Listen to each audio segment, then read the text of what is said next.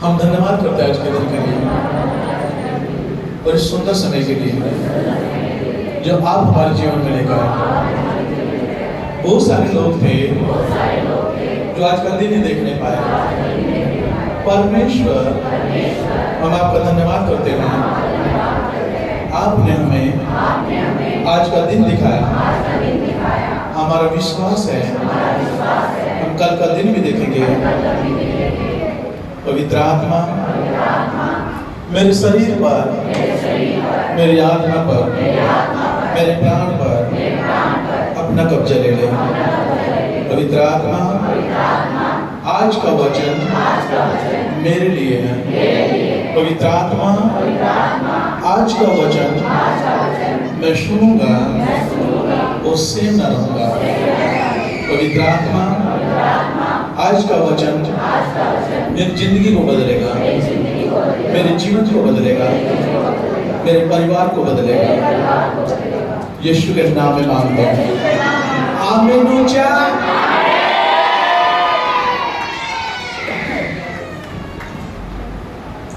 Hallelujah.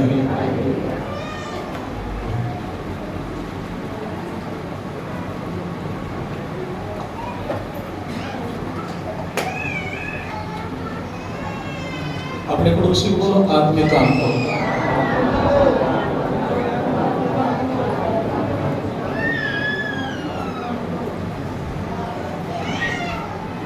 कितने लोग परमेश्वर से प्रेम करते हैं और कितने लोग जो अपने परिवार से प्रेम करते हैं? सभी हैं। हालेलुया। अपने पड़ोसी को बोलो, परमेश्वर भला है।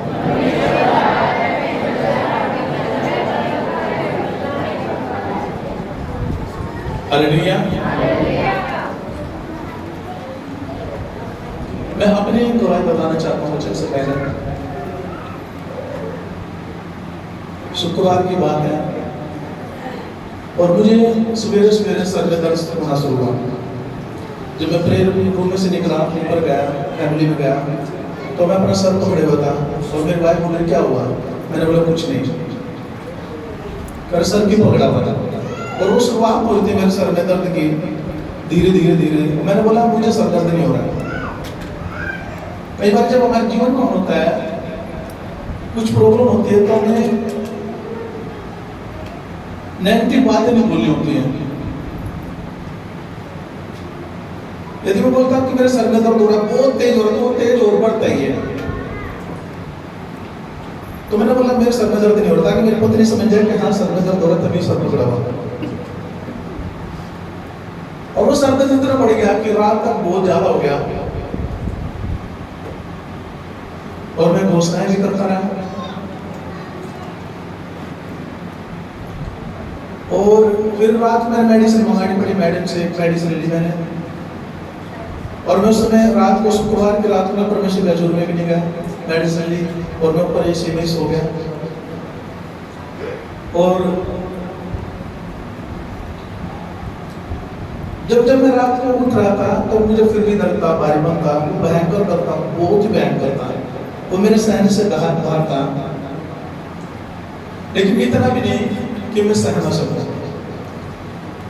और जैसे सुबह 8-9 बजे के आसपास मेरी आंख खुली, मैं बैठ कर प्रार्थना करने का फिर लेट गया और मुझे स्वप्न आता है। और स्वप्न में कौन आते हैं? मेरे आत्मिक पिता अपोस्टल अंकुर यूसुफ नगुड़ा जी। जैसे एक मीटिंग हो रही है और जो मेरे फादर है अंकुर यूसुफ नगुड़ा जी प्रचार कर रहे हैं, मेरी फैमिली वहाँ पे है। और ऐसे मेरे से प्रचार करते करते ले हैंड करने के लिए गया, तो पीछे पीछे गया कि मुझे भी ले हैंड की जरूरत है। पीछे पीछे गया, जब तक वो ले हैंड करके वापस आ गया। और मैं कब पीछे करता, जब तक मैं करीब गया, वो उधर स्टेज से ले हैंड करके ऑफिस में चले गए और उनके पीछे गया। मैं अपना ले हैंड कराते रहूँगा, उनके पीछे गया। लेकिन एक रूल है वहाँ पे खामरा चर्च में कि कोई भी बगैर इजाजत के और बगैर जब तक कोई परमिशन ना हो उनसे कोई मिल नहीं सकता। और वो मुझे सेम वही बातें देख रही थी सफर में। अपोस्टल जी गेट खुला, उनके आगे पीछे फाइट करते, बॉडीगार्ड के हो गए, पास्टर सोनिया थी, सोनिया मामा थी, वो गए। तो मेरे पापा जी को देखता रहा और देखते देखते वो उनको देख रहा था और वो ऑफिस के अंदर चले गए, दरवाजा बंद हो गया। लेकिन जो सोनिया मामा थी वो मुझे देख रही थी बड़े ध्यान से और मुस्कुरा के मुझे देख रही थी। और जब मुझे देख रही थी, जैसे मैंने लोअर पहना हुआ, मैंने एकदम ऊपर चढ़ाया हुआ और मैं पीछे देखा तो मेरे पीछे काला कुत्ता खड़ा है, काला कुत्ता, और मुझे वो सूंघ रहा काटने के लिए। और मैं उसको डांट रहा हूँ और फिर मैं सोनिया मामा की तरफ देख रहा हूँ और सोनिया मामा की मेरी तरफ देखती देखती चली गई अंदर। फिर एक लड़की भी लगती, इतनी सुंदर थी वो, बातें बिल्कुल स्वादु। वो लास्ट में तो उन्होंने तरफ मुस्कुराती, उसके चेहरे पर नूर था, सोनिया मामा के चेहरे पर नूर था, पापा जी के चेहरे पर नूर, उसके अंदर भी नूर था। मुझे मेरी तरफ मुस्कुराई और मुस्कुरा कर वो चली गई, मानो वो स्वर्ग। और फिर मैं उठा और मैं इतना खुश हुआ, परमेश्वर का धन्यवाद करता हूँ कि वो सरदार मुझे छोड़ के जा चुका था। हालेलुया। मैं आपको इसलिए गवाही बताता हूँ, पवित्र आत्मा का धन्यवाद करता हूँ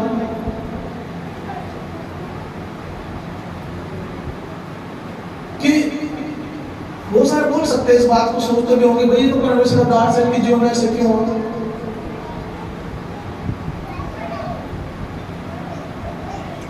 लेकिन जब हमारे जीवन में दिक्कत आती है, कोई प्रॉब्लम आती है, तो हमारे पर वो हैवी होने की कोशिश करती है लेकिन हो नहीं पाती है। मुसीबत आती है लेकिन वो कुछ कर नहीं पाती। क्यों कर नहीं पाती? इसका भी एक रीजन है। हम वचन में देखेंगे लूका 18 उसका 1 से 7 तक। लूका की पुस्तक 18 अध्याय 115।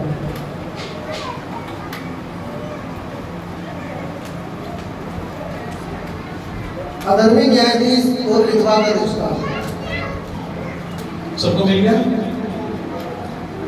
और वचन पे ध्यान देना प्लीज, वचन पे। आज आप बहुत कुछ लेके जाओगे यहां से।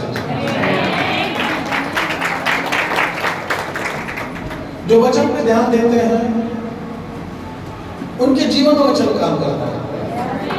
जो वचन पे ध्यान नहीं देते तो उनके जीवन में वचन काम भी नहीं करता। और वचन क्या है? परमेश्वर। वचन क्या है? यीशु मसीह। और वचन क्या है? पवित्र आत्मा। कितने मेरे साथ है? हालेलुया। वचन क्या है? और परमेश्वर। वचन क्या है? यीशु। वचन क्या है? पवित्र आत्मा। और तीनों क्या है? त्रिएक परमेश्वर। हालेलुया।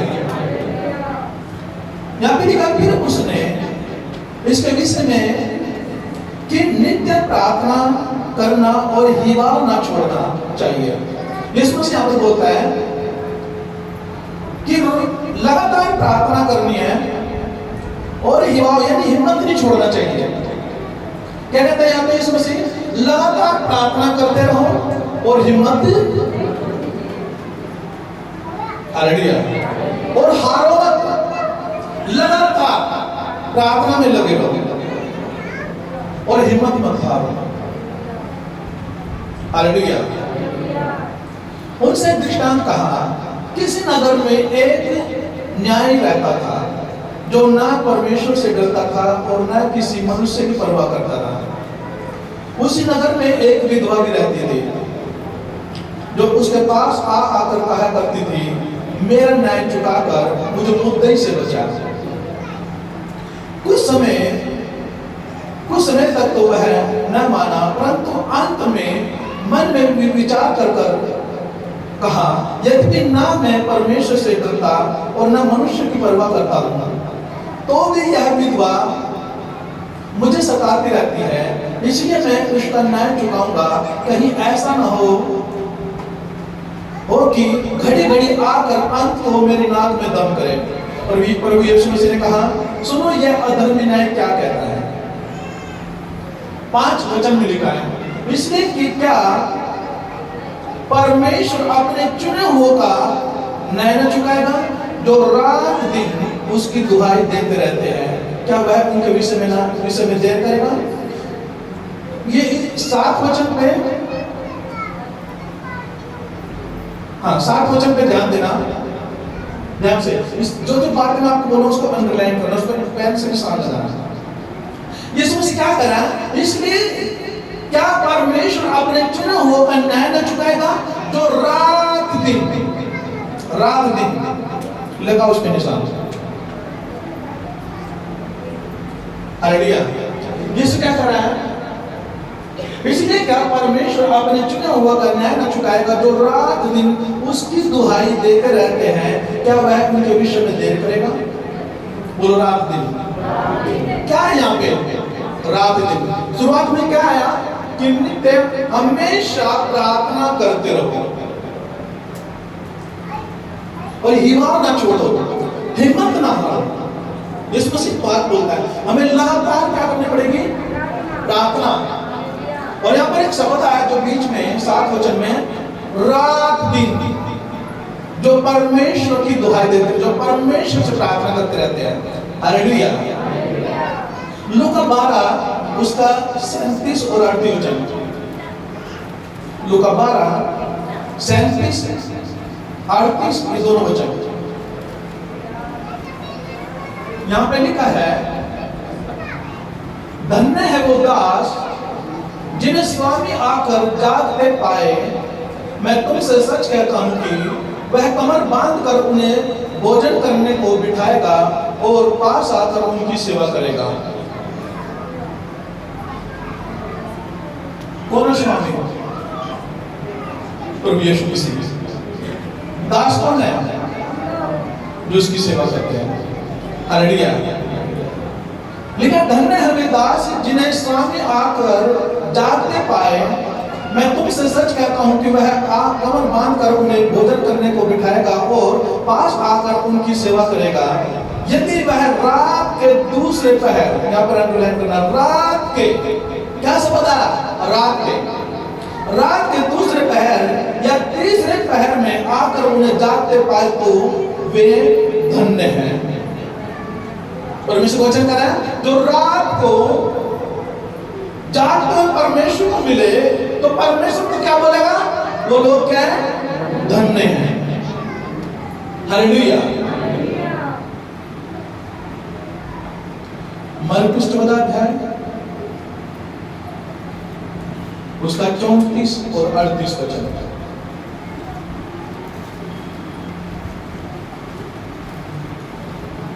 यीशु मसीह पतरस और याकूब और यूहन्ना को अपने साथ ले गया और उनसे कहा, मेरा मन बहुत उदास है, यहाँ तक कि मैं मरने पर हूँ।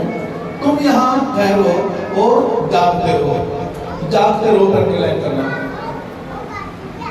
यीशु मसीह अपने 3 चेलों को लेके गया प्रार्थना करने के लिए, और यीशु कहता कि मेरा मन बड़ा उदास है, वो व्याकुल है, तुम यहाँ पर बैठो और तुम्हें क्या करना पड़ेगा, बोलो जागते रहना पड़ेगा। हालेलुया। और जागते रहो। 38 वचन में लिखा है, जागते और प्रार्थना करते रहो कि तुम परीक्षा में ना पड़ो। क्या कहा यीशु ने? जागते रहो और प्रार्थना करते रहो कि तुम परीक्षा में ना पड़ो। आत्मा तो तैयार है पर शरीर क्या है, दुर्बल है। यीशु कहा कि आत्मा तो तैयार है पर शरीर क्या है, दुर्बल है, शरीर क्या है, कमजोर है। हालेलुया। शरीर कमजोर क्यों है? आत्मा तो तैयार है। किसकी आत्मा तैयार है?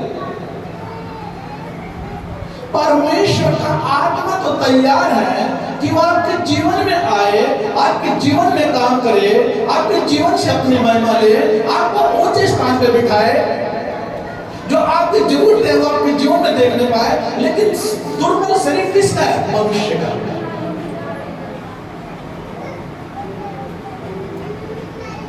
अगर आत्मा तो तैयार है लेकिन शरीर दुर्बल है। मैं इसके विषय में बहुत देर तक सोचता रहा, परमेश्वर की आत्मा तैयार किसका है? क्या मनुष्य का आत्मा तैयार है? वो प्रार्थना करता रहा। यदि मनुष्य का आत्मा तैयार होता तो मनुष्य दुर्बल ना होता, कमजोर ना होता प्रार्थना में। लेकिन जो ये आत्मा तैयार है, ये पवित्र आत्मा तैयार है आपके अंदर आने के लिए, आपको अपनी महिमा के लिए इस्तेमाल करने के लिए। लेकिन आपका शरीर क्या दुर्बल है, आपका शरीर क्या है, कमजोर है। कितनों को समझ आएगा? और शरीर कब कमजोर होता है? क्या शरीर में ताकत नहीं है? नहीं। शरीर कमजोर है अपनी गलतियों के कारण। मनुष्य आज कमजोर है अपनी गलतियों के कारण। क्यों कमजोर है? यहाँ पे यीशु मसीह रात का जिक्र करता है। बाइबल में बहुत सी जगह रात का जिक्र है जो प्रार्थना के विषय में यीशु मसीह बोलता है। रात को जागते रहो। परमेश्वर ये नहीं कहता कि आप पूरी रात जागो। यदि किसी के पास समय है कि वो पूरी रात परमेश्वर के लिए जागे, परमेश्वर से बातें करें, तो ये उसके लिए बहुत भला है। लेकिन परमेश्वर कहता है यदि एक पहर या 1 घंटा, आधा घंटा, 1.5 घंटा तो कम से कम परमेश्वर से बातें करो। कब? रात को। हालेलुया। आत्मा तो तैयार आपसे बात करने के लिए, आत्मा तो तैयार आपको छुटकारा देने के लिए। लेकिन मनुष्य का शरीर क्या? दुर्बल है, कमजोर है। क्यों कमजोर? क्योंकि मनुष्य रात पर काबू नहीं करना चाहता है। हालेलुया। उन लोगों का छुटकारा होता है जो रात को अपने काबू में करते हैं और उनके जीवन में क्या? आत्मा भी तैयार है, तो उनके जीवन में आके आत्मा काम भी करता है। लेकिन जो जिनके ऊपर रात हैवी होती है वो शरीर में दुर्बल होता है। मनुष्य के ऊपर रात कैसे हैवी होती है? सिंपल सी बात है। आजकल आपको पता है कि फोन बच्चे के पास मिलेगा। फोन 1 महीने का बच्चा भी जो पैदा होता है ना, 1 महीने का बच्चा भी, उसको भी माँ बाप क्या करते हैं? चुप करने के लिए उसको ऐसी चीज सिखा देते हैं कि वो जब रोएगा उसको फोन दे देगा, वो उसमें देखता रहेगा, वो खुश रहेगा। ये फोन मनुष्य के लिए अच्छा भी है और ये फोन बुरा भी है। आप सोचो, विचार करो कि जब आप प्रार्थना करने जाओ या जब बाइबल पढ़ते हो और आपके पास फोन जरूर होता है, सोचो आप बाइबल इतनी नहीं पढ़ पाओगे जितना आप फोन देखोगे। आप मिनट में फोन देखोगे और जब आप फोन में घुसोगे आपको घंटे हो जाएंगे फोन में घुसे। और पवित्र आत्मा इस चीज में रहता है कि कभी मुझे मौका दे मैं इसके अंदर आऊं। जब आप फोन को ज्यादा समय देते हो तो इसका मतलब आप क्या? दुर्बल हो, आप कमजोर हो।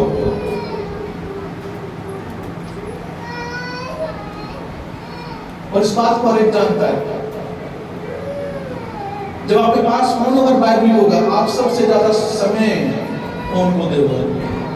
कितने लोग सहमत हैं इस बात से?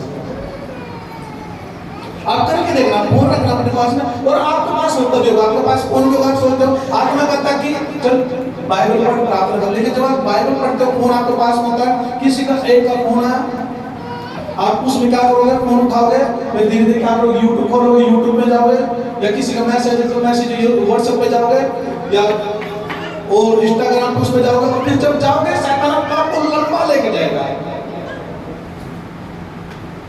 आपको 20 मिनट हो जाएंगे, आपको आधा घंटा हो जाएगा, 1 घंटा हो जाएगा।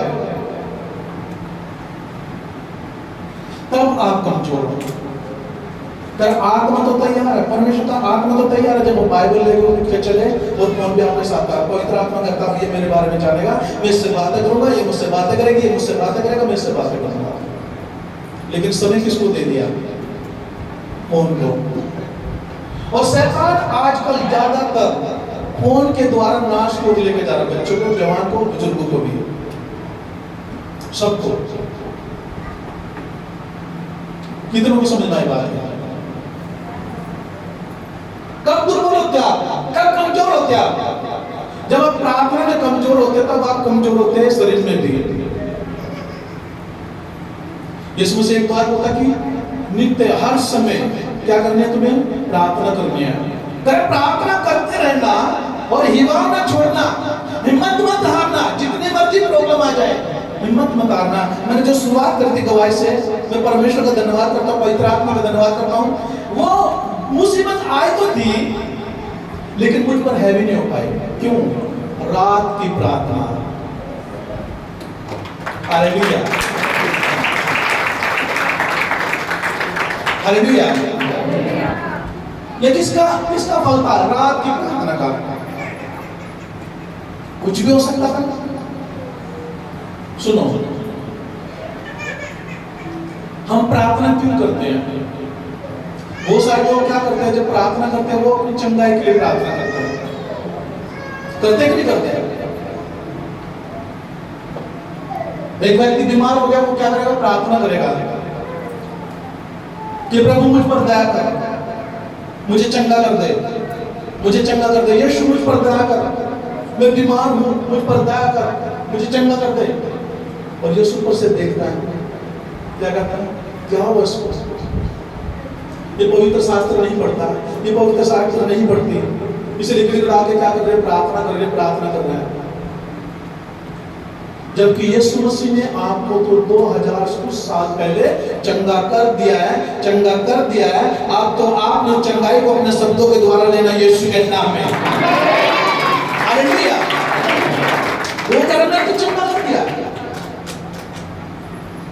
कर मैंने कोड़े खाए तुम्हारे लिए जब इस पृथ्वी पर था 2024 पहले, तो मैंने अपनी पीठ पर 39 कोड़े खाए तुम्हारी एक बीमारी के लिए। तो मैंने बीमारी को अपनी पीठ के पीछे से टाइप दिया। अब वो बीमारी तुम्हारे शरीर पर राज नहीं करेगी, लेकिन वो जो बीमारी तुम्हारे शरीर में राज कर रही है, वो अब तुम्हारे बोलने से प्रभु मुझ पर दया कर, मुझ पर दया ऐसे नहीं कहेगी। तुम्हें घोषणा करनी होगी, पवित्र वचन उठाना होगा बाइबल में से और कहना पड़ेगा यीशु के कोड़े खाने के द्वारा मैं चंगा हो चुका हूं, अब बीमारी तो मेरे शरीर का हिस्सा नहीं है। लेकिन फिर एक सवाल पैदा होता हमारे बीच में, फिर हम रात को क्यों प्रार्थना करें? क्यों दिन रात प्रार्थना करें? जो दिन रात की जो प्रार्थना है, जो उपवास है, उपवास इसलिए है कि हमें आत्मिकता में लेके चलते हैं, हमें पाप करने से बचाते हैं। जो प्रार्थना हमारी रात के दिन की है, वो हमें आने वाली मुसीबत से बचाती है यीशु के नाम में। हालेलुया। आने वाले संकट से बचाती है।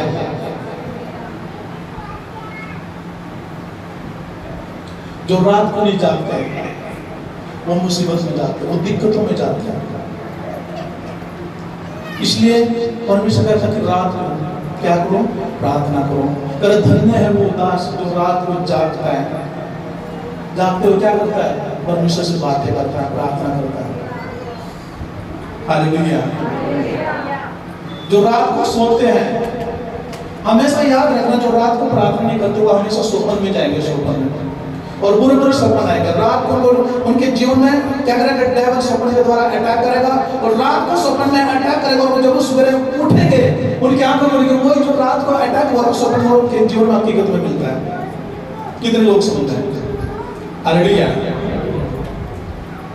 जो रात को गलत सपन आता है और जब रात को शैतान अटैक करता है और जब सुबह उठते तो वो सेम उनकी लाइफ हो जाता है। क्यों? क्योंकि रात को जगह नहीं, रात को समय दिया परमेश्वर को, इसलिए शैतान आया, इसलिए डेविल आया और उनके जीवन में काम कर गया। हालेलुया। आप मेरे साथ हो? परमेश्वर आपके साथ है। हम ऐसे ही दो स्त्रियों के बारे में देखेंगे। राजा सुलेमान जिसने परमेश्वर से प्रार्थना करके और बुद्धि मांगी थी और परमेश्वर ने उसे बुद्धि दी थी, और ऐसी बुद्धि दी थी सुलेमान राजा को, और कहा था ना तो तुझसे पहला ऐसा कोई बुद्धिमान पैदा हुआ ना कभी होगा। हालेलुया। पहला राजा 3 अध्याय 16 वचन से।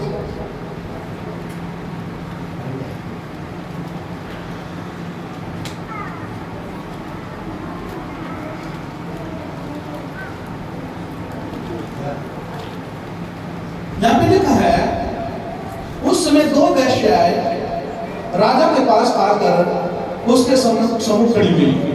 दो वेश्याएं थी और वो राजा के सामने आई, जो सुलेमान राजा था, और उसके सामने खड़ी होकर क्या करते वो न्याय मांग रही थी।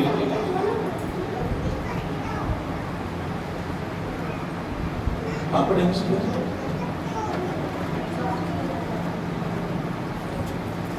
पहला राजा 3 अध्याय से 16 वचन से। पहला राजा पेज नंबर 411, सुलेमान का अद्भुत न्याय।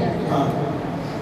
उस समय दो वेश्याएं राजा के पास आकर उसके सम्मुख खड़ी हुई। उनमें से एक स्त्री कहने लगी, हे मेरे प्रभु, मैं और यह स्त्री दोनों एक ही घर में रहती हैं और इसके संग घर में रहते हुए मेरा एक बच्चा हुआ। फिर मेरे जच्चा के 3 दिन के बाद ऐसा हुआ कि यह स्त्री भी जच्चा हो गई। हम तो संग ही संग थी, हम दोनों को छोड़कर घर में और कोई भी न था। और रात में इस स्त्री का बालक इसके नीचे दबकर मर गया। एक औरत, ये 2 औरतें राजा के सामने खड़ी होती है, ध्यान से सुनना, मेरी तरफ ध्यान देना। और जो पहली बात क्या कहते हैं, प्रभु हे राजा, हम दोनों औरतें एक घर में रहती थी। और क्या हुआ, जब मैं जच्चा हुई, जब मुझे बेटा हुआ, 3 दिन के बाद जो मेरे साथ जो स्त्री खड़ी है से भी बेटा हुआ। और बाइबल बता रही जब रात को सो रहे थे, यहाँ पे भी रात का जिक्र आ रहा है, वो जब दोनों रात को सो रही थी तो एक का बेटा उसके पीठ के नीचे दब के क्या हुआ, मर गया। कितनों को समझ आ रहा है? एक स्त्री का बेटा उसके पीठ के नीचे दब कर मर गया। क्यों दबा वो? क्योंकि वो सो रही थी। सो दोनों रही थी, लेकिन एक का बेटा उसकी पीठ के नीचे, करवट ली, उसके पीठ के नीचे दब गया और वो मर गया। और जैसे सुबह हुई तो उसने क्या किया, रातों रात उस स्त्री ने क्या किया, मरा हुआ बच्चा को, जिसका जीवता बच्चा तो उसके छाती पर रख दिया, उसका जीवता हुआ बच्चा अपने पास ले लिया। हालेलुया। और जैसे सुबह हुई उस स्त्री ने देखा कि जो मरा हुआ बच्चा ये तेरा नहीं है। और उसने दूसरी औरत की तरफ देखा, उसका बच्चा उसके पास था, वो कहने लगी ये बच्चा मेरा है, मरा हुआ बालक मेरा नहीं परंतु ये तेरा है। वो कहती नहीं नहीं ये मेरा। अब उस बच्चे को लेकर आपस में क्या हुई, बहस हुई। और वो ये ही न्याय मांगने के पास लिए किसके पास आ गए, राजा के पास। और राजा ने क्या कहा, कहीं क्या हो रहा है, एक कहती कि मेरा बच्चा जिंदा मेरा बच्चा है, और दूसरा कहती मरा हुआ मेरा नहीं है, ये इसका उसका, काफी देर तक। तो राजा ने क्या किया, जो सुलेमान था जिसको परमेश्वर ने बुद्धि दी थी, राजा ने क्या कहा कि एक काम करो, एक तलवार लेकर मेरे सामने पेश करो और बच्चे के 2 टुकड़े कर दो, आधा इसको दे दो और आधा उसको दे दो।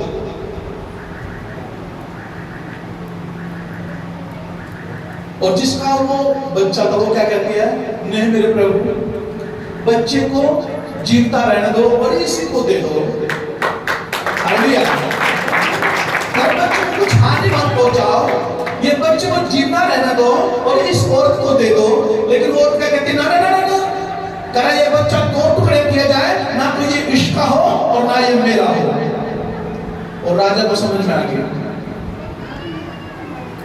करे जो पहली स्त्री है ना, जो कह रही कि नहीं बच्चे को मारो मत और इसको दे दे, करे ये इसकी मां, करे इसे दे दो। हालेलुया। सुनो, यहाँ पर क्या देखते हैं, प्रॉब्लम यहाँ पर एक औरत के जीवन में नहीं थी कि जिसका बच्चा मर गया। क्या उसके जीवन में प्रॉब्लम थी? दूसरे के जीवन में प्रॉब्लम थी। किसके? जिसका बच्चा बदला गया। दोनों क्या करेंगे, रात को सो रही थी। प्रॉब्लम दोनों के जीवन में थी। और जिसका बच्चा बदल गया उसके जीवन में तो प्रॉब्लम थी। यदि वो जगते रहते उसके जीवन में प्रॉब्लम ना थी, लेकिन दोनों सो रही थी, प्रॉब्लम दोनों के जीवन में थी। हालेलुया। जिसका बच्चा मर गया उसके जीवन में तो प्रॉब्लम है, बच्चा मर गया उसका, लेकिन उसका बदल दिया, उसके जीवन में तो प्रॉब्लम है, उसका बच्चा चला गया। हाँ, प्रॉब्लम क्या थी? रात को ना जागना। और शैतान आया और दोनों के जीवन में काम करके चला गया। परमेश्वर क्या कहता है, जो रात को जगते और प्रार्थना करते हैं वो लोग क्या है, धन्य हैं।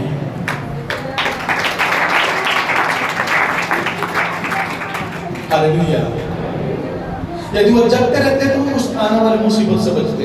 यदि वो जिसका बच्चा मरा, यदि वो भी जगती रहती तो जो शैतान उनके जीवन में काम करने वाला था तो उसका बच्चा भी न मरता।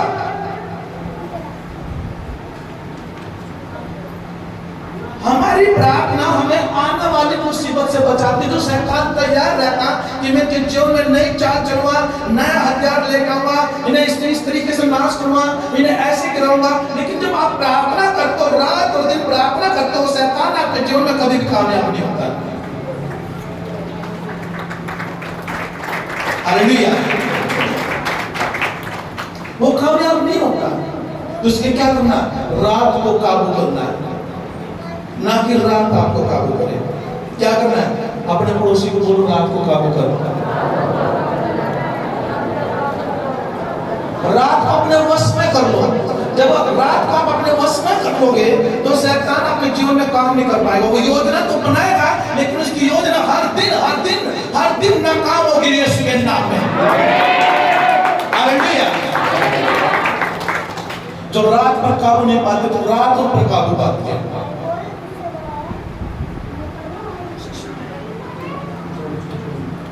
बाइबल बताती है एस्तेर की पुस्तक में, जब यहूदियों के ऊपर दिक्कत आई, हमाम मंत्री के द्वारा उसने राजा से पत्र लिखवा लिया, मोहर लगवा ली, क्योंकि मोर्दकै जो था यहूदी था, वो किसी हालत में भी हमाम को क्या करता था? दंडवत नहीं करता था, उसके सामने नहीं झुकता था। लेकिन जो उसकी चचेरी बहन थी वो राजमहल में थी और वो रानी बनने वाली थी। और बाइबल बताती है जब हमाम ने राजा को चांदी दे के उसको बहका लिया, फुसला लिया और राजा ने क्या मोहर लगा दी कि सब जितने भी यहूदी लोग हैं उन सबको मार डाला जाएगा। लेकिन जो एस्तेर थी, रानी थी, जो मोर्दकै की चचेरी बहन थी, वो राजमहल में थी और वो इसलिए चुन ली गई थी कि एक दिन वो रानी बनती। और मोर्दकै ने क्या क्या मैसेज पहुंचाया कि देखो अब हमारी जाति के साथ में ऐसी प्रॉब्लम होने जा रही है, हम सब मारे जाएंगे, अब तू कुछ कर। हो सकता है परमेश्वर ने तुझे इसलिए राजभवन में ठहराया कि इस विपत्ति से हम सब बच जाए। और उसने क्या किया? राजा ने कह रहा राजा के आज्ञा के बगैर कोई राजा से नहीं मिल सकता। यदि कोई राजा की आज्ञा के बगैर जाएगा तो राजा उसे दंड देता है। लेकिन फिर मोर्दकै क्या कहता है? यदि तू नहीं बचाएगी तो कोई बात नहीं है, परमेश्वर अपने भक्तों को बचा लेगा, परमेश्वर अपने चुने को बचा लेगा। लेकिन इतना याद रखना, तू और अपने घराने से क्या हो जाएगा? नाश हो जाएगी। हालेलुया। तब एस्तेर रानी ने क्या कहा? परमेश्वर ने उसके हृदय को छुआ और उसने कहा कि जाओ सभी जाति के लोगों क्या कहो, जो यहूदी लोग उनको बोलो जाके कि सभी उपवास रखे 3 दिन 3 रात का। क्या करें? उपवास और प्रार्थना करने लग जाए। और जब उन्होंने प्रार्थना उपवास चालू किए, जो दंड उनके ऊपर आ रहा था, जबकि उन्होंने कोई दोष नहीं किया था, अंदर कोई दोष नहीं था, तो उनके उपवास के द्वारा, उनकी प्रार्थना के द्वारा वो मृत्यु से बच गए। हालेलुया। यानी उपवास और प्रार्थना के द्वारा तुम हम क्या होते हैं? आने वाली मुसीबत से बचते हैं। किससे बचते हैं? आने वाले संकट से बचते हैं। जब परमेश्वर ने कहा निनवे देश में जा, योना को बुराई निनवे देश में जा, क्योंकि वहां के लोगों की बुराई मेरे तक मुझ तक पहुंची है। वहां पे बड़े भयंकर पाप होते थे, परमेश्वर के विरुद्ध पाप करते थे, व्यभिचार था, सारी चोरी थे, जुए थे, सारी चीज करते थे वो लोग। और क्या हुआ? जब वहां पर मैसेज गया उस नगर में गया और योना ने जाके कहा भाई अपने पापों से मन फिराओ तो परमेश्वर इस नगर को उलट पुलट कर देगा, वो सब नाश हो जाएंगे। जब वो बात राजा तक पहुंची, राजा ने कहा कि ढिंडोरे को बुलाओ, पूरे नगर में इस चीज का ढिंडोरा पीट दो कि 3 दिन 3 रात कोई भी भोजन नहीं करेगा, कोई भी पानी नहीं पीएगा, यहाँ तक कि पशु को भी कोई पानी नहीं देगा, ना भोजन देगा। और जब उन्होंने रो के जब चिल्ला कर परमेश्वर से प्रार्थना कर रहे थे, तो परमेश्वर ने बताया कि और जो मुसीबत उनके ऊपर आने वाली थी, उनकी वो मुसीबत के जीवन से टल गई यीशु के नाम में।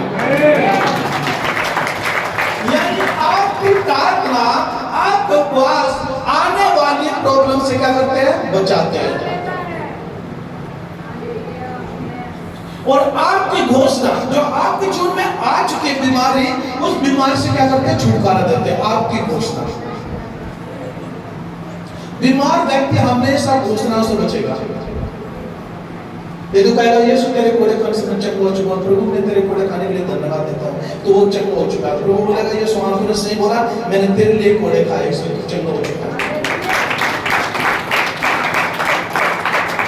ये बिट्टू भाई ने गवाही दी थी, एक बहन जो जिसकी किडनी प्रॉब्लम है, उसको 2-3 डायलिसिस हो चुकी है। मेरे पास फोन आया, कर मुझे हॉस्पिटल से निकालो, बहन पर तेरे आज मुझे हॉस्पिटल से निकालो। मैंने बोला मैं कैसे निकालूं बहन, आप खुद निकलोगे। मैंने बोला आपको प्रार्थना करने की जरूरत नहीं है, आप सिर्फ घोषणा करो। और घोषणा क्या थी, प्रभु मैं आपका धन्यवाद करती हूँ, आपके कोड़े खाने से मैं चंगी हो चुकी हूँ। मैंने बोला लगातार घोषणा करनी है, आपने कुछ नहीं करना, प्रार्थना हम करेंगे आपके लिए, आप लगातार घोषणा करते रहो यीशु तेरे कोड़े खाने से मैं चंगी हो चुकी हूँ। और एक वचन और दिया मैंने उनको कि ये बोला कि परमेश्वर आपने कहा मेरा धर्मी जन विश्वास से जीवित रहेगा, मेरा धर्मी जन विश्वास से जीवित रहेगा, मेरा धर्मी जन विश्वास से जीवित रहेगा, मेरा धर्मी जन विश्वास से जीवित रहेगा। सिर्फ इतना बोलते रहना तो परमेश्वर कहता कि हाँ मेरा धर्मी जन विश्वास में ही जीवित रहेगा। हालेलुया। आप अपने घोषणाओं से कोई भी अपनी लाइफ में परिस्थिति, कैसी भी परिस्थिति क्यों ना हो, कैसी भी प्रॉब्लम क्यों ना, आप उन पर फतेह पा सकते हो अपनी घोषणा के द्वारा। हालेलुया। कोई भी दिक्कत क्यों ना हो जो आपके जीवन में एंट्री कर चुकी है, आप प्रार्थना के द्वारा उनसे नहीं कर सकते, लेकिन आप वचन को उठाओगे और घोषणा करोगे, आपकी लाइफ में आ जाएगा। हालेलुया। हम बहुत सी बार यहाँ पे सुनते हैं कि बहुत सारी बहनें गवाही देती है कि मैं अकेली प्रभु में हूँ और मेरा परिवार विश्वास नहीं करता, अकेली तेरे दिल से लड़ रही हूँ, अकेली अड़ी हूँ डटी हूँ खड़ी हूँ। हाँ अच्छी बात है, लेकिन ये लंबे काफी काफी समय क्यों हो जाता है कि मुझे 5 साल हो गए लेकिन अब तक मेरा परिवार नहीं आया प्रभु में। प्रॉब्लम कहाँ पे? 5 साल से अभी तक अच्छी तरीके से घोषणा नहीं की। यदि वो जो बहन है या भाई है, यदि वो घोषणा करे कि परमेश्वर तेरे वचन में लिखा है यदि तू विश्वास करेगी तो तू विश्वास करेगा तो तेरे द्वारा तेरा घराना उद्धार पाएगा यीशु के नाम में।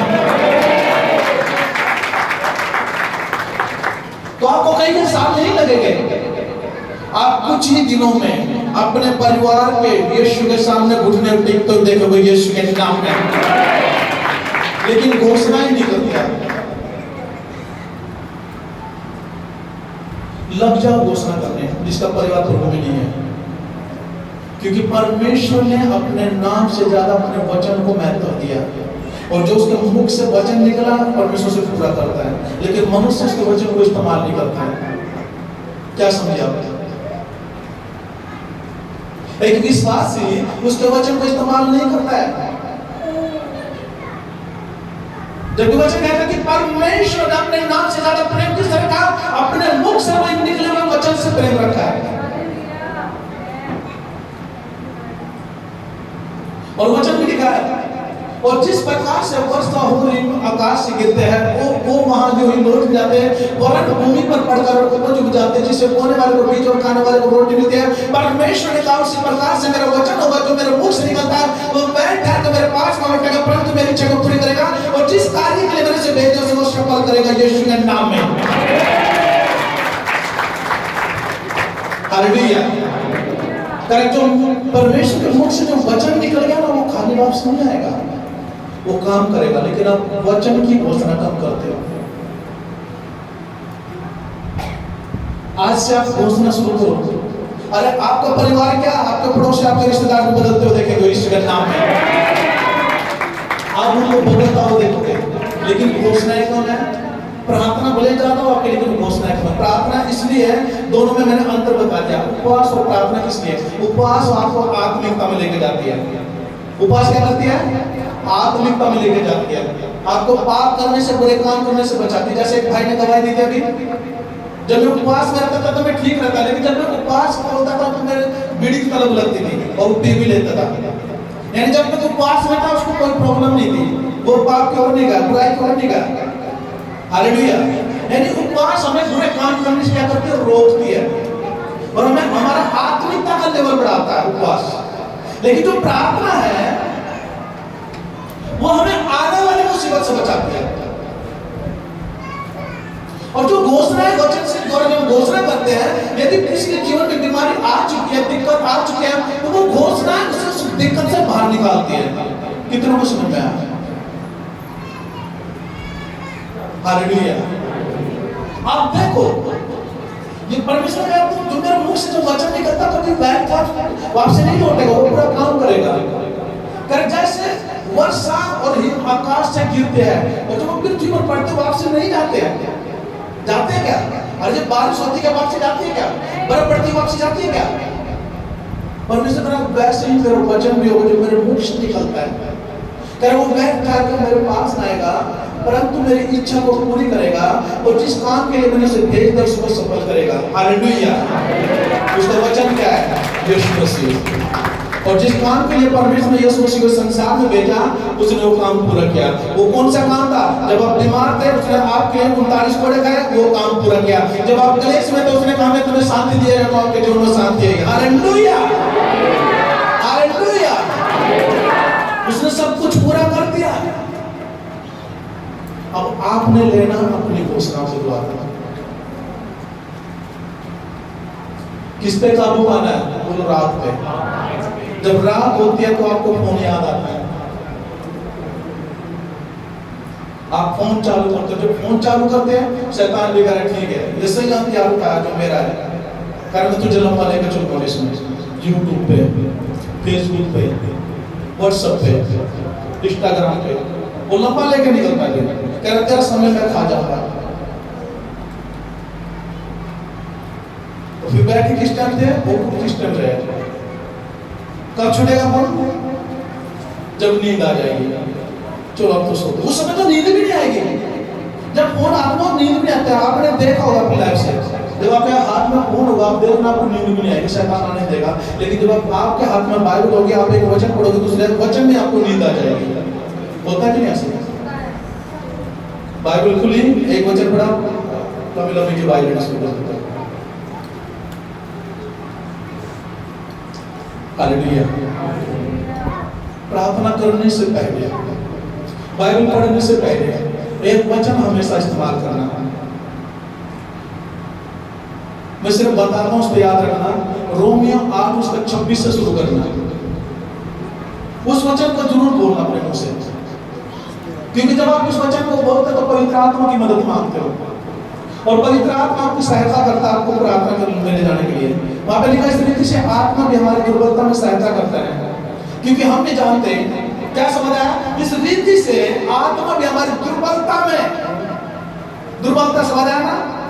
इस रीति से आत्मा भी हमारी दुर्बलता में सहायता करता है, क्योंकि हम नहीं जानते प्रार्थना किस रीति से करना चाहिए, परंतु आत्मा आप भी आहें भर भर कर जो बयान से बाहर है हमारे लिए विनती करता है। और मनों को जांचने वाला जानता है कि आत्मा की मनसा क्या है। वो कौन है? पवित्र आत्मा। दुर्बलता में सहायता कौन करता है? बोलो पवित्र आत्मा। और मेरे वचन में शुरू होने से पहले क्या बोला था? अब ये वचन पूरा हो रहा है।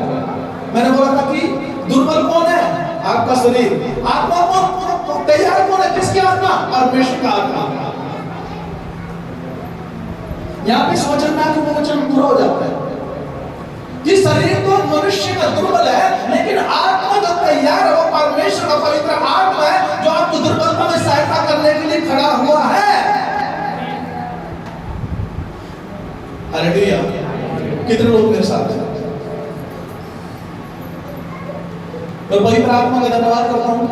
तो थोड़ी कंफ्यूजिंग थी ना, वो भी दूर हो गई कि वो मनुष्य का आत्मा तैयार था या परमेश्वर का आत्मा तैयार था। और पवित्र आत्मा का धन्यवाद देकर ये वचन दिया।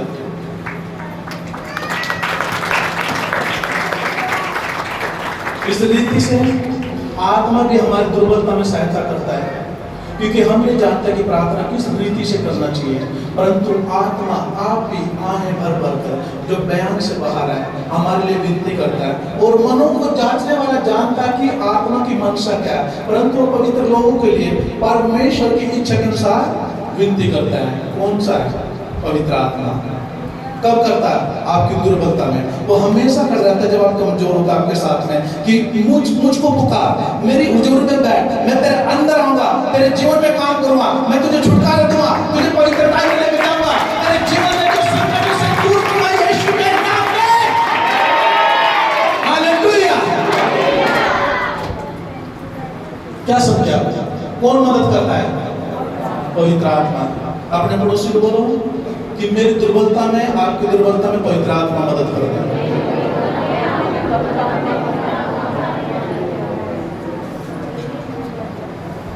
और फोन से बच कर रहना।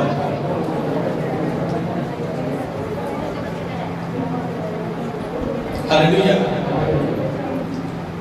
सचमुच वचन वही बात कर रहा है, पवित्र आत्मा वही बात कर रहा है जो आपकी लाइफ में घटता है, जो घट रहा है।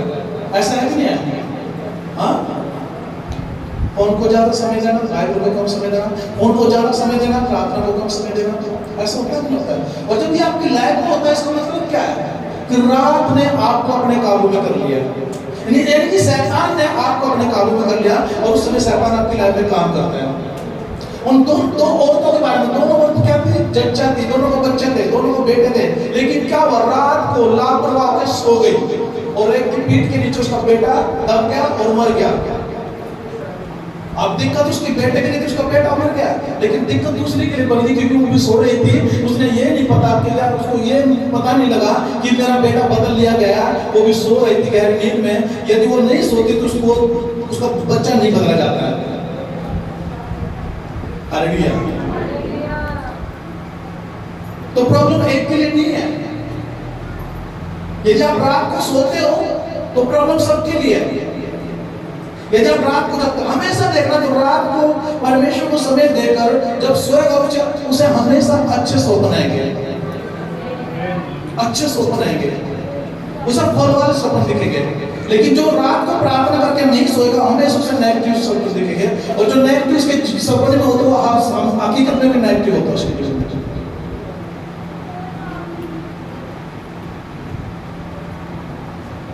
हालेलुया। क्या करना है? रात को अपने काबू में करना है। मैं ये नहीं कहता कि आप पूरी रात जगो, जो जगता उसके लिए खुला, लेकिन 1 घंटा 2 घंटा 12 बजे के बाद, 12 बजे बैठो परमेश्वर के हज़ूर में, उससे पहले सो जाओ, अलार्म लगा लो, 12 बजे उठो और परमेश्वर को समय दो। तांत्रिक लोग भी 12 बजे के बाद अपना काम शुरू करते हैं। जादू टोना करने वाले लोग 12 बजे को निकल, उसके 12 बजे के बाद निकलते हैं, वो चौकों में जाते हैं, जादू टोना करते हैं, और उनका जादू टोना काम करता है उनकी लाइफ में। जो रात को समय देते हैं परमेश्वर को, जो रात को परमेश्वर को समय देते हैं, कोई जितना मर्जी जादू टोना कर ले, जितनी मर्जी दुष्टात्मा में भेज ले, आपके जीवन का हिस्सा नहीं होगा यीशु के नाम में। क्योंकि आने वाली मुसीबत से, मैं फिर कहता हूं, आने वाली मुसीबत से आपकी प्रार्थना बचाएगी यीशु के नाम में। Hallelujah, hallelujah. ज्यादा गहराई तो नहीं होगी? आनंदित हो? वचन समझ में आ रहा है? ऊपर से तो नहीं जा रहा?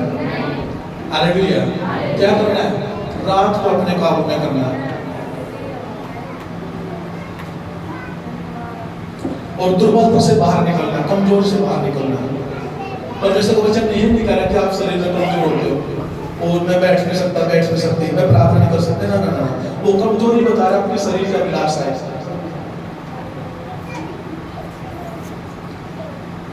जब आप अपने शरीर की जरूरतों को पूरी करते हो तब आप कमजोर होते हो, तब आप दुर्बल होते हो। कमजोर कैसे होते हो? जब लोग नशे करते हैं तब आप कमजोर होते हो, दुर्बल होते हो। जब चुगलियां करते हो, गाली निकालते हो, ईर्ष्या करते हो, व्यभिचार करते हो, कोई भी बुराई करते हो, तब आप कमजोर होते हो, तब आप दुर्बल होते हो। और उस समय की आत्मा तो तैयार है, लेकिन आप कमजोर हो। जब तक आप इन कमजोर इन चीजों को नहीं छोड़ोगे, तब जब तक आप कमजोर से बाहर नहीं निकलोगे। यही कमजोरी के लिए पवित्र आत्मा कह रहा है, इन कमजोरी को छोड़ना पड़ेगा। आपका फोन आपकी कमजोरी है, यदि आप पाप करते, विचार करते तो वो आपकी कमजोरी है। यदि आप ईर्ष्या, झगड़ा, क्रोध करते तो वो आपकी कमजोरी है। इन सब बुरी बातों को छोड़ना पड़ेगा। जब आप इन चीजों को छोड़ोगे तो इसका मतलब आप निर्बल नहीं हो, आप आप बलवान हो, आप तैयार हो आत्मा को अपने अंदर इनवाइट करने के लिए, और पवित्र आत्मा आपके अंदर आएगा और आपके जीवन से अपनी महिमा लेगा और आपको भी महिमा देगा यीशु के नाम में। हालेलुया। बहुत सारे लोग हैं प्रॉब्लम में पड़ रहे थे, प्रॉब्लम। क्यों? बहुत सारी गायों के जीवन में दुष्ट आत्मा फोन पे फोन, दुष्ट आत्मा चक्कर है, दुष्ट आत्मा पापा जी बात ना करो, दुष्ट आत्मा की पापा जी हो गए। अरे क्यों मुसीबत आ जाती लाइफ में? हाँ, क्योंकि रात ने आपको अपने काबू में कर लिया। आपने रात को अपने काबू में नहीं किया, क्योंकि शैतान ने आपको अपने काबू में कर लिया, आपने शैतान को अपने काबू में अब तक नहीं किया। हालेलुया। क्या करना इससे? यदि कोई मुसीबत शरीर में है, बीमारी, तो घोषणा करना कि प्रभु तेरे घोड़े खान से मैं चंगा हो चुका हूँ, चंगी हो चुकी हूँ। हालेलुया। यदि आने वाली मुसीबत से बचना है तो आपकी प्रार्थना लगातार प्रार्थना होनी चाहिए, लगातार रात को प्रार्थना, दिन को प्रार्थना, बाइबल पढ़ना, निर्बलता को अपने जीवन से दूर करना, दुर्बलता को अपने जीवन से दूर करना। देखो फिर कैसे पवित्र आत्मा को लेकर चलता, वो ऊंचे लेवल पर लेकर जाएगा यीशु के नाम में। आपकी घोषणा के द्वारा आपका घराना चर्च में होगा यीशु के नाम में। आपके बेटे, आपकी बेटियां इस चर्च में होंगे यीशु के नाम में, और जीव चर्च होगा यीशु के नाम में, और छुटकारा को देखोगे यीशु के नाम में। छुटकारा आपका होगा, चंगाई आपकी होगी, आजादी आपकी होगी, महिमा आपकी होगी यीशु के नाम में।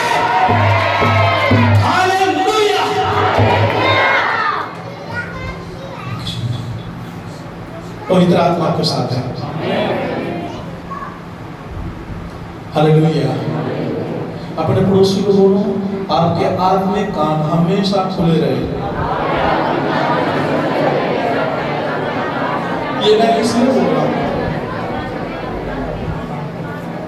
बोल रहा हूं, ताकि जब यहां से निकलो आपके आत्मिक कान खुले रहे और आपका पूरा ध्यान जो आज वचन हुआ उसमें बना रहे।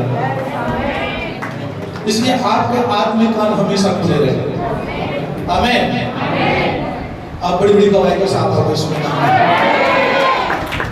जिन बहनों की एक प्रॉब्लम है कि मेरा परिवार परमेश्वर के सामने नहीं जुड़ता है, घुटने नहीं टेकता, तो आज से वो बहन वो भाई घोषणा शुरू करो, प्रभु तूने कहा, तेरे वचन में लिखा है।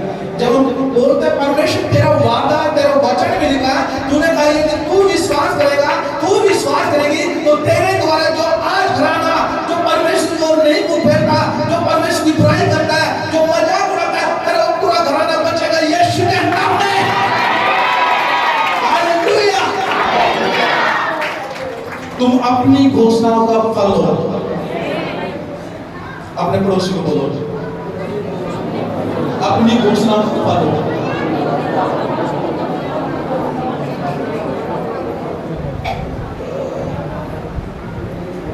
बचना ना आने वाली मुसीबतों से। जो शैतान हमेशा रोज नई नई चाल चलता है, नया नया तीर बनाता है, नए मतलब तैयार रखता है, कोई नई चाल चलो उसके लिए। अच्छा यहाँ से नहीं गिर रहा, यहाँ से नहीं गिर, चलो नई योजना बनाता हूँ। जब वो योजना बनाता है नई आपकी लाइफ के लिए, जब आपका प्रार्थना का जीवन अच्छा, जब आप रात को प्रार्थना करते हो, दिन को प्रार्थना करते हो, तो जितने मर्जी योजना बनाए उसकी सारी योजना फैल होती है यीशु के नाम में।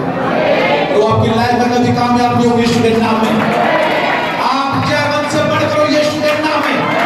मैंने कहा जीवन से बढ़कर हो यीशु के नाम में। हालेलुया। खड़े हो जाएंगे सभी और आवाज में थैंक यू जीसस।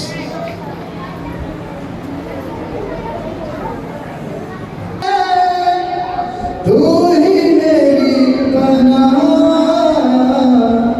तेरे बिना जीना क्या है मुझको ऐ खुदा,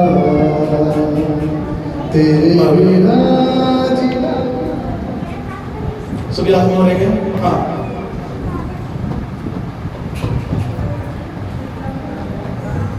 तेरे बिना जीना क्या है मुझको है खुदा,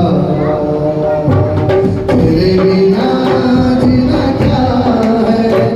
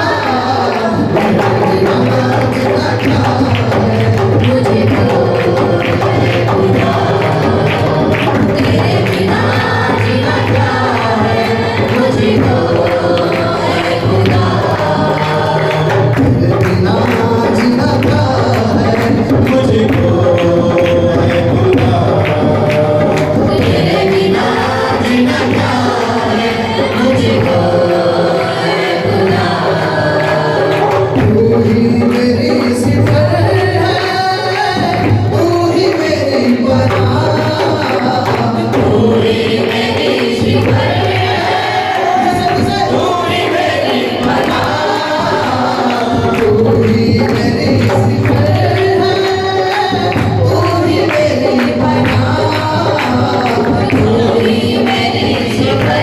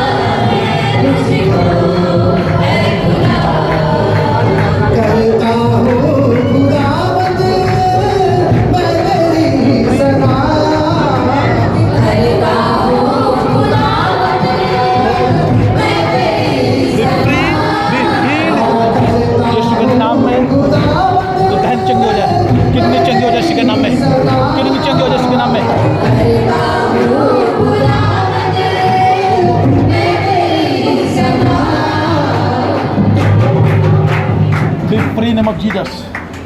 रानी बहन, B healed in the name of Jesus.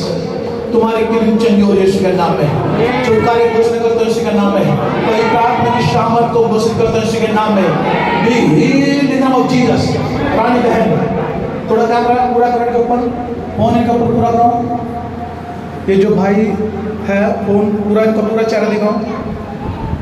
भाई आप जो, इनका पूरा चेहरा दिखाओ। बहन का पूरा चेहरा दिखाओ,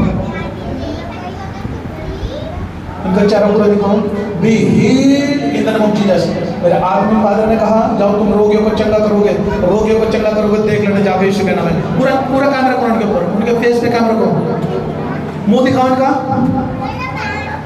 अभी भी नहीं दिखा। ओके, थोड़ा ऊपर करो, अपना फोन थोड़ा नीचे करो, फोन नीचे करो भाई, फोन नीचे करो, फोन नीचे करो थोड़ा। Be free, be healed in the name of Jesus. Rani बहन, be free, be healed in the name of Jesus. Yeshu के नाम में चंगी हो जाओ, यीशु के नाम में चंगी हो जाओ, यीशु के नाम में चंगी हो जाओ। वचन में लिखा है, परमेश्वर ने अपने वचन से, अपने नाम से ज्यादा अपने वचन को महत्व दिया। और वचन कहता है, मेरा धर्मी जन विश्वास से जीवित रहेगा, मेरा धर्मी जन विश्वास से जीवित रहेगा, मेरा धर्मी जन विश्वास से जीवित रहेगा। Be healed in the name of Jesus. Yeshu के नाम में चंगी हो जाओ, गवाही के साथ यीशु के नाम में। तेरा प्यार ही खुदा